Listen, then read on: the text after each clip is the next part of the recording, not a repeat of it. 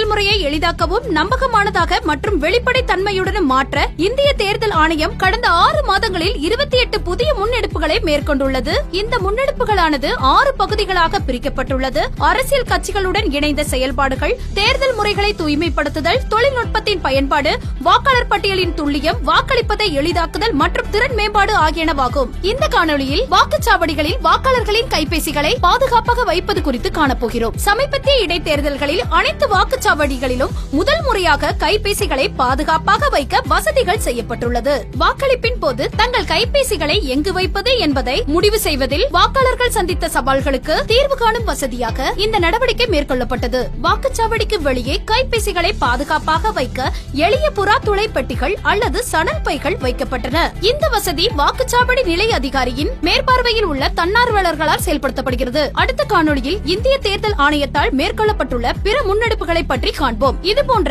இந்திய தேர்தல் ஆணையம் தொடர்பான மேலும் புதிய தகவல்களுக்கு எங்களது அனைத்து சமூக ஊடக தளங்களை பின்தொடரவும் மற்றும் சப்ஸ்கிரைப் செய்யவும்.